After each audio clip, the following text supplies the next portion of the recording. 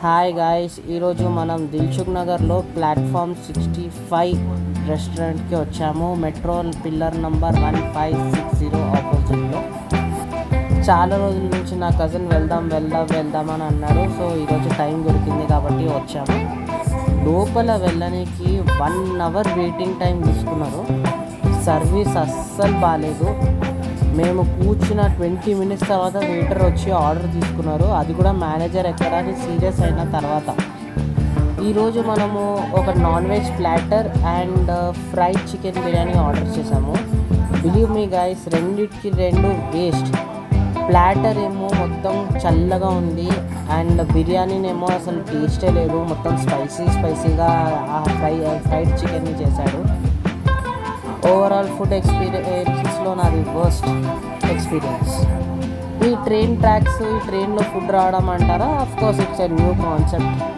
ఇది చూడడానికి ఒక్కసారి ఇక్కడికి రావచ్చు, కానీ ఇది రెగ్యులర్గా రావడం అనేది వేస్ట్. చాలాసార్లు ఫుడ్ వచ్చిన తర్వాత కూడా వెయిటర్ ఫుడ్ తీసి మాకు సర్వ్ చేయకపోవడం వల్ల మళ్ళీ ట్రైన్ రిటర్న్ వెళ్ళిపోవడం కూడా జరిగింది. అంత వర్స్ట్ సర్వీస్ ఉందండి ఇక్కడ. గూగుల్లో రేటింగ్ చూస్తే 38,000 ఓట్స్కి 4.6 స్టార్ రేటింగ్ ఉందండి, 5 స్టార్కి. అసలు ఇంత రేటింగ్ ఎలా ఇచ్చారు నాకు అస్సలు అర్థం కావట్లేదు.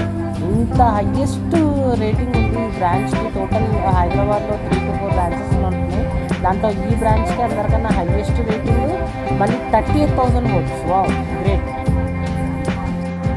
కొత్త కాన్సెప్ట్ తెచ్చినంత మాత్రాన ఏం లాభం చెప్పండి? ఫుడ్ బాగుండాలి కదా.